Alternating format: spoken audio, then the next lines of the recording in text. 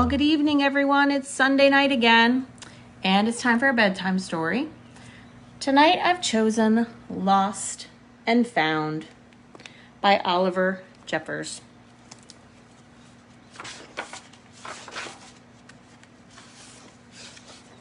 I hope the last couple days you've been enjoying the weather outside and got some sunshine. Today it was a little rainy, but it was way nicer than I thought it was going to be. So I hope that everybody had a chance to kind of get out and get enjoying that. So tonight, again, our story is Lost and Found.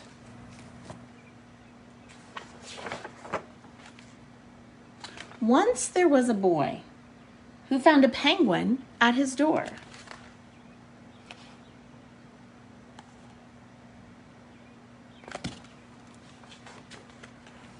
The boy didn't know where it had come from, but it began to follow him everywhere. The penguin looked sad, and the boy thought it must be lost.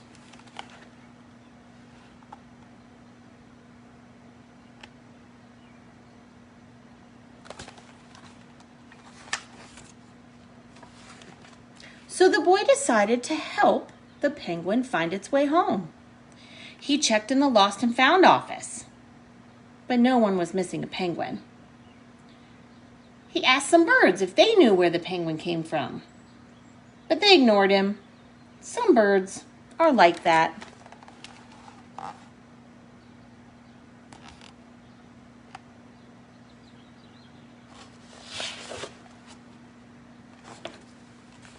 The boy asked his duck, but the duck floated away. He didn't know either. That night, the boy couldn't sleep for disappointment. He wanted to help the penguin, but he wasn't sure how.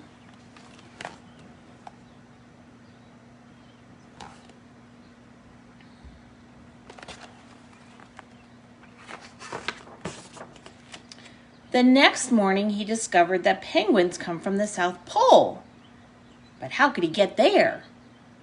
He ran down to the harbor and asked a big ship to take them to the South Pole. But his voice was so small to be heard over the ship's horn.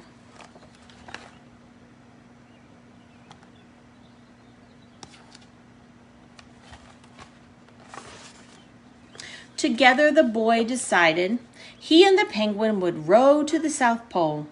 So the boy took his rowboat out and tested it for size and strength. He told stories to the penguin to pass the time. Then they packed everything they would need and pushed the rowboat out to sea.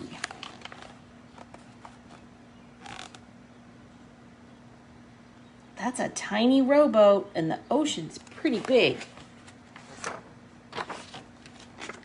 They rowed south for many days and many nights. There was lots of time for stories, and the penguin listened to every one. So the boy would always tell another.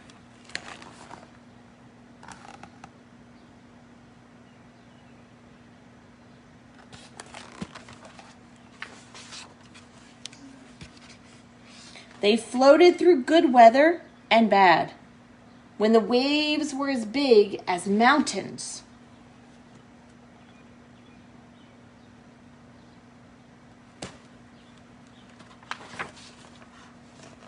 Until finally they came to the South Pole.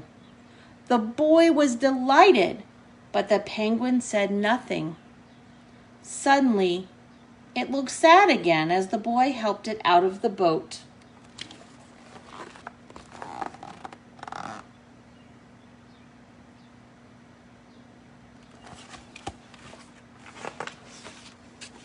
Then the boy said goodbye and floated away. When he looked back, the penguin was still there, but it looked sadder than ever.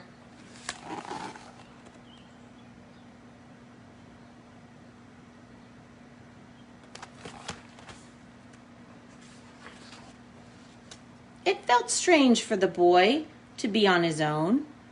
There was no point telling stories now because there was no one to listen, except the wind and the waves. Instead, he just thought. And the more he thought, the more he realized he had made a big mistake. The penguin hadn't been lost. He'd just been lonely.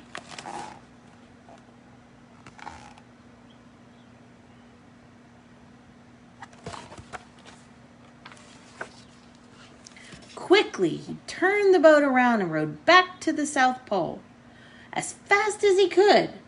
At last, he reached the pole again. But where was the penguin? The boy searched and searched, but he was nowhere to be found.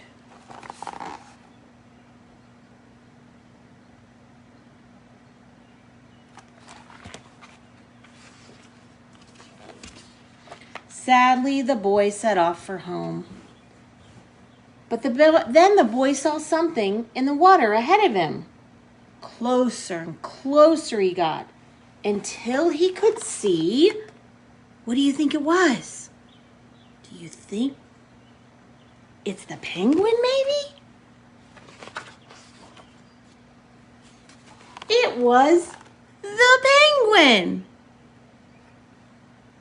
It looks like they were very happy to see each other.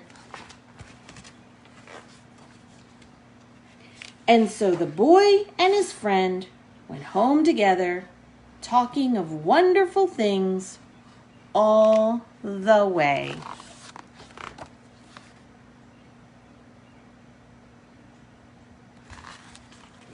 Well, I hope you enjoyed tonight's bedtime story. It really is hard to do these every week knowing I won't get to see you the next day, but I hope you're staying safe. I hope you're doing lots of learning and having some fun. Until next week, take care, everyone. Good night.